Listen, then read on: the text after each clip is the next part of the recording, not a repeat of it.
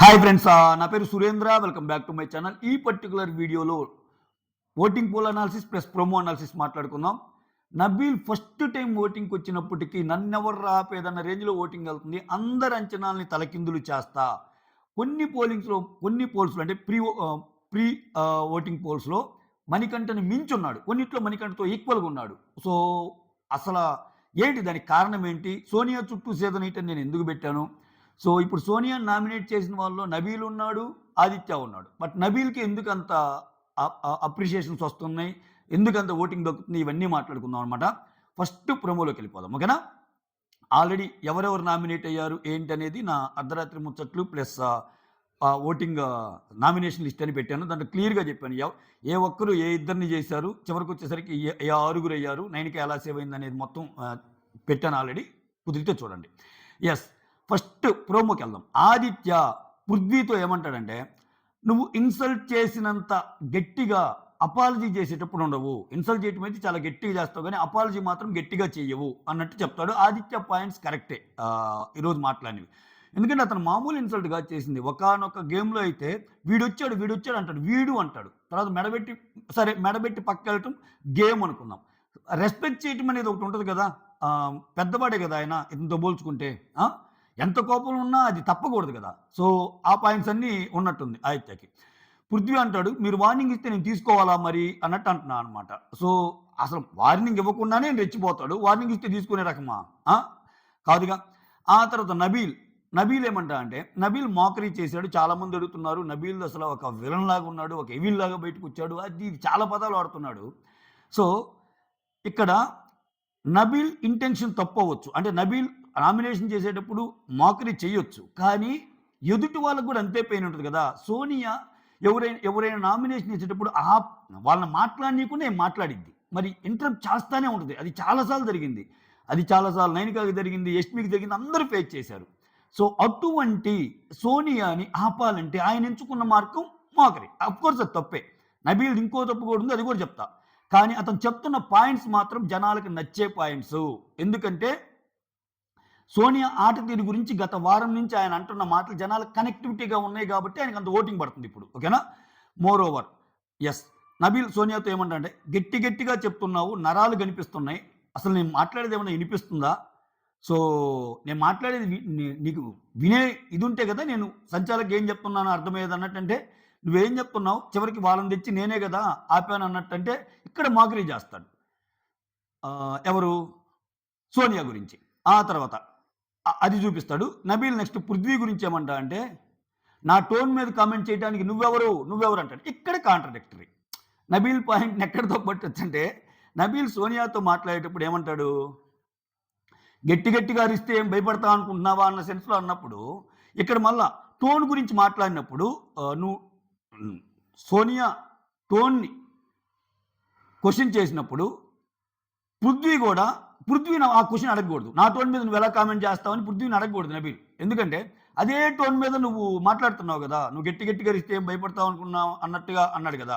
So అది కొంచెం contradictory అనిపించింది అనమాట. నా టోన్ మీద కమెంట్ చేయడానికి నువ్వెవరు అన్నట్టు. అటువంటిప్పుడు ఎదుటోళ్ళ టోన్ మీద కూడా కమెంట్ చేయడానికి నువ్వెవరు అన్న క్వశ్చన్ వస్తుంది అనమాట. కాకపోతే ఇక్కడ నబీల్ ఏ పాయింట్ ఆఫ్ వ్యూలో చెప్తున్నాడు అనేది కూడా మ్యాటర్. అక్కడ సంచాలకుగా నువ్వు సరిగా చేయలేదు అన్న క్వశ్చన్కి నేను చేసే ఛాన్స్ ఎక్కడిచ్చారు మీరు? గట్టిగా అరుస్తా, నరాలు కనపడే అంత మాట్లాడుతూ ఉంటే, ప్రతిదానికి అడ్డం వస్తుంటే ఎట్లా నేను ఇచ్చేదన్న సెన్స్ అనమాట నబీల్ది. అది నాకు అర్థమైంది. సో అందుకే నబీల్కి అంత సపోర్ట్ దక్కుతుందని నేను అనుకుంటున్నా.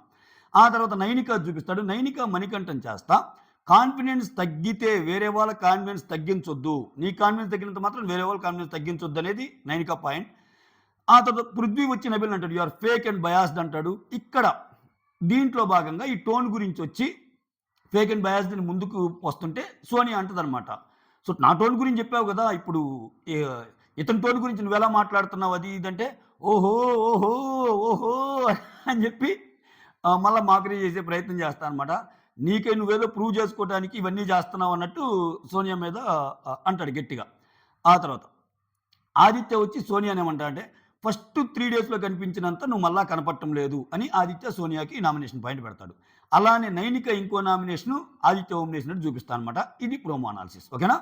సో ఓవరాల్గా నబీల్కి ఎందుకు ఇదవుతుందంటే, నబీల్ సోనియా ఫైట్‌లో ఎప్పుడైనా సరే నేను చాలా సార్లు చెప్పుంటా. 'బిగ్ బాస్‌లో' ఈ వర్సెస్ అని వచ్చినప్పుడు Nabeel versus Sonia, X versus Y, A versus B అని వచ్చినప్పుడు ఆ గొడవలో ఒకరిది కొంచెం తప్పుండొచ్చు. ఒకరిది ఎక్కువ తప్పుండొచ్చు.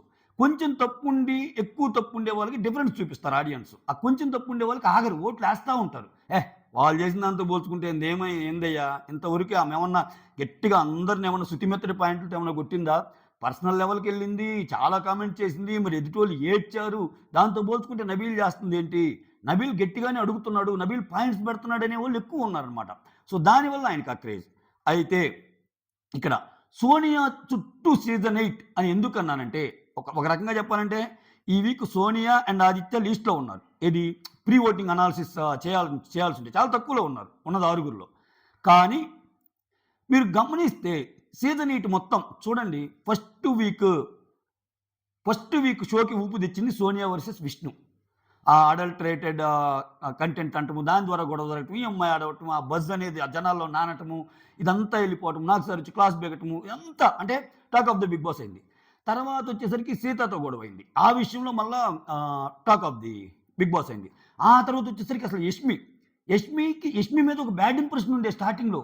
ఏంటి ఒక చీఫ్‌కి, ఒక క్లాన్‌కి చీఫ్ అయ్యాం అందరిని రాచి రంపాన పెడుతుందన్న దీని నుంచి సోనియాతో పడినప్పటి నుంచి మంచి పాయింట్లు పెడతా అలా చేసేసరికి సోనియాకి మళ్ళా యష్మికి పాజిటివిటీ వచ్చింది. ఆ తర్వాత ఇప్పుడు మళ్ళా నాలుగో వారంలో నబీల్. సో, ఇక్కడ ఏమవుతుంది? సో, వీళ్ళు ఇప్పుడు చూడండి విష్ణు సెకండ్ వీక్ తర్వాత విష్ణు గేమ్‌లో ఆ మాట్లాడే మాటలను బట్టి, తిట్లను బట్టి అలా అంటున్నారు గానీ, మేజర్ వాటిలో ఏం విష్ణు లేదు. ఆమె ప్రీ ఎగ్జిస్టింగ్ ఫ్యాన్ బేస్ ఉంది. కొంచెం ఇన్నోసెంట్ అని ఫీల్ అవుతారు కాబట్టి ఆమెకు ఓట్లేస్తున్నారు. అట్లానే యష్మికి ఇప్పుడు అయిపోయింది గదా! యష్మికి సోనియా గొడవ ముందు ఏం లేదు. సోనియా గొడవ తర్వాత యష్మికి గ్రాఫ్ పెరిగింది. అలానే నబీల్ ఫస్ట్ టైమ్ వచ్చినా నబీల్‌కి ఇంత క్రేజ్ పెరగటానికి సోనియానే. సో, సోనియాతో పెట్టుకుంటే వాళ్ళకెందుకు అవుతుంది? అంటే సోనియాకి ఎగనెస్ట్‌గా ఎవరన్నా వస్తే జనాలు యాక్సెప్ట్ చేస్తున్నారు. అది అక్కడ. ఎందుకని? సో, ఆమె చేసే ఎక్కువ తప్పులే గదా!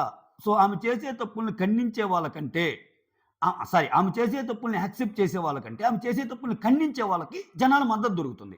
దానివల్ల వచ్చిన ఒక ఇది నబీల్‌కి. సో, మోర్ ఓవర్ నబీల్ చాలా గట్టిగా పాయింట్స్ పెడుతున్నాడు.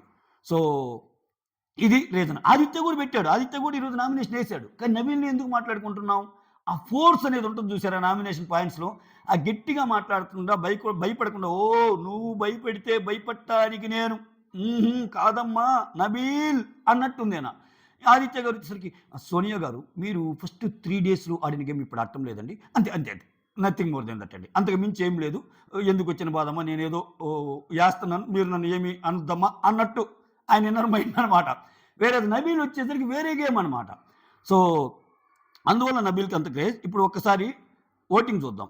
ఓటింగ్ నబీల్‌కి మణికంఠ ఆల్మోస్ట్ 50% షేర్ చేసుకుంటున్నారు. నబీల్ 26% ఉంటే మణికంఠ 24.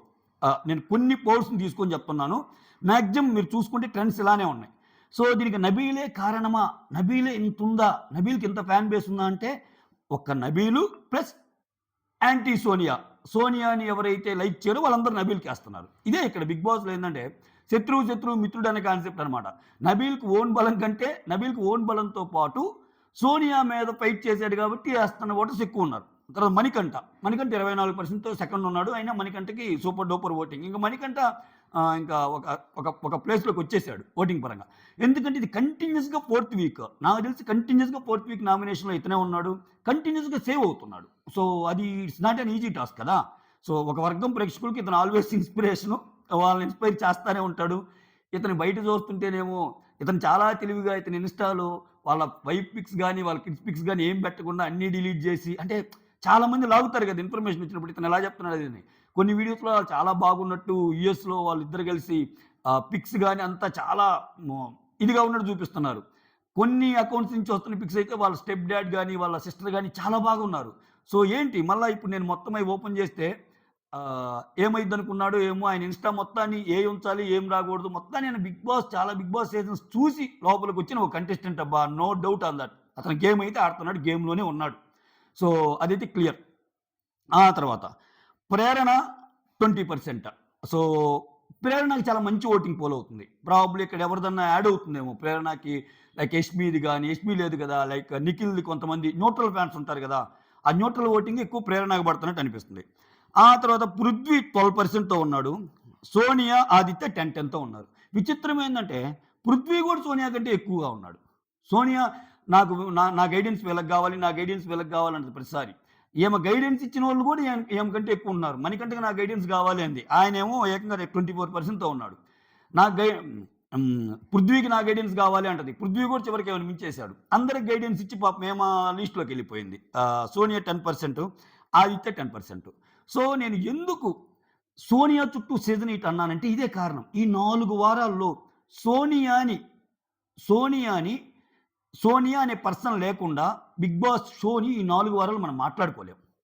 అఫ్‌కోర్స్ ఆమె లేకపోతే ఇంకొక గొడవ జరిగేది, ఇంకొకరయ్యేది. బట్ సీజన్ 8లో ఎప్పుడు మనం చూసినంత వరకు, ఇప్పుడు చూసిన మన గొడవలంత వరకు ప్రతి వీకు సోనియాదే. ఇప్పుడు నబీల్ ఇంత రైజ్ అయినా, ఇంత పాయింట్ ఆఫ్ డిస్కషన్ వచ్చిన నబీల్ గురించి దేనివల్ల? సోనియాతో పడిన గొడవ వల్ల. యష్మికి సోనియాతో పడిన గొడవ వల్ల. విష్ణుప్రియకి సోనియాతో పడిన గొడవ వల్ల. So, Nikhil, Prithvi group games మాట్లాడుకుంటుంది వాళ్ళ గొడవ వల్లే. నైనికాని తిట్టినప్పుడు, నైనికాని తక్కువ చేసినప్పుడు తన వల్లే. సో, ప్రతి దాంట్లో అభయ్‌కి సోనియాకి ఆ సంచాలక గేమ్‌లో పెద్ద ఇదైపోయి ఈ వీకంతా జనాలు వెయిట్ చేస్తే దాన్ని నీరు గార్చారులే నాగ్ సారు అంత గట్టిగా చెప్పకుండా. చాలా పాయింట్స్ మిస్ చేసాడు యాక్చువల్‌గా. అయినా గాని అసలు అంత పెద్ద ఇది కావటానికి అక్కడ సోనియా సంచాలక్, అభయ్ సోనియా ఫ్రెండ్ అవ్వటం వల్ల ఎక్కువ మాట్లాడలేకపోవడం ఇదంతా కూడా మళ్ళా సోనియా వల్లే. అంటే ఈ 4 వారాల గేమ్‌లో సోనియాని విడదీసి చూడలేం 'బిగ్ బాస్ 8'ని. అందుకని సోనియా చుట్టూ సీజన్ 8. సో, ఇక్కడ రైజ్ అవుతున్నోళ్ళు కూడా అందరూ చూడండి. ఒక్కో వారం ఒక్కోరు రైజ్ అవుతుంటే, వాళ్ళ రైజింగ్ మొత్తానికి సోనియానే కారణం అవుతుంది ఇండైరెక్ట్‌గా. సో, అది పాయింట్ అనమాట నేను చెప్పాలనుకున్నది. సో, మొత్తానికి సీజన్ 8 చుట్టూ సోనియా చుట్టూ సీజన్ 8 అయితే నడుస్తుందనటంలో అసలు అసలు నో డౌట్ ఎట్ ఆల్. ఆమె గేమ్ ఎలా అన్నా ఉండని రాంగ్ చెప్తే రాంగ్ పాయింట్స్ ఎలాగో చెప్తాం. బట్ సోనియా లేని 'బిగ్ బాస్' సీజన్ 8ని 4 వారాలైతే ఊహించుకోలేం. కాకపోతే ఇంట్లో అందరికి ఏమో డ్రాబ్యాక్ ఏందంటే ఇప్పుడు ఇంట్లో అందరికీ ఈమె గురించి తెలిసిపోయింది. రాత్రి సీత ఈళ్ళు మాట్లాడుకునేటప్పుడు గాని క్లియర్‌గా చెప్తున్నారు. ఏం లేదు. సీత అయితే అసలు మామూలుగా డీకోడ్ చేయటంలా సోనియా గేమ్ గురించి. ఏదో చిన్న పాయింట్ కూడా పెట్టి లాగి డ్రాగ్ చేసి పేజెస్ రాస్తా ఉంటది. పారాగ్రాఫ్స్ అంతే. విష్ణుప్రియ ఏమో ఆమె చెప్పినయి ఆమె ఫాలో అవ్వదని ఆమంటది. నైనిక ఏమో ఆల్రెడీ చాలా సార్లు చెప్పింది సోనియా గురించి. బట్ ఈ మధ్య కొంచెం సోనియా అప్పుడప్పుడు వచ్చి నైనికాని కిస్ చేయటము ఒకసారి చేసింది కదా! చూపించారు కదా! తర్వాత నిన్న లైవ్‌లో ఒకసారి అంటుంది. మీ అందరూ మా ఇంటికి రావాలి.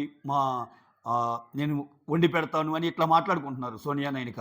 సో, ఎలా ఉన్నా గేమ్ దగ్గరికొచ్చేసరికి మాత్రం చాలామంది సోనియాని అపోజ్ చేస్తేనే వాళ్ళ గ్రాఫ్ గాని, వాళ్ళ ఇది గాని రైజ్ అవుతుందంటంలో నో డౌట్.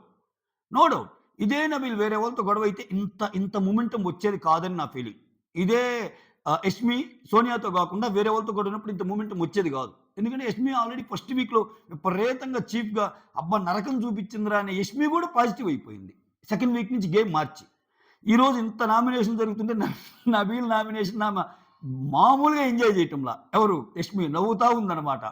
సో, ఇది ఈరోజు నామినేషన్స్‌లో భాగంగా యష్మి సోనియాని చేస్తదనమాట. సో, దాంట్లో భాగంగా యష్మి చాలా క్రై చేసిందంటున్నారు. ఏంటో చూడాలి. మళ్ళా పర్సనల్ జోలికి ఏమన్నా ఎళ్లారా? పర్సనల్ లెవెల్‌లో ఏమన్నా కమెంట్స్ జరిగినాయా అన్నట్టు తెలుస్తుంది. ప్లస్ మళ్ళా యష్మి వచ్చి మణికంఠని కూడా నామినేట్ చేసిందనమాట. ఇంకా నబీల్ వర్సెస్ సోనియా ఇంకా హైలైట్ గొడవ. నబీల్ వర్సెస్ సోనియా మధ్యలో పృథ్వీ వస్తాడు. మళ్ళా వీళ్ళిద్దరికీ ఏం గొడవ అనేది చూడాలి. సో, ఇవన్నీ ఇంట్రెస్టింగ్ యాస్పెక్ట్స్ అనమాట. సో, ఇంకొక వీడియోతో మీ ముందుకొచ్చే ప్రయత్నం చేస్తా. That's all. Thank you so much. Videos నచ్చుతుంటే లైక్ చేయండి. కొత్తగా ఎవరైనా చూస్తుంటే please do subscribe our channel. Signing off మీ సురేంద్ర.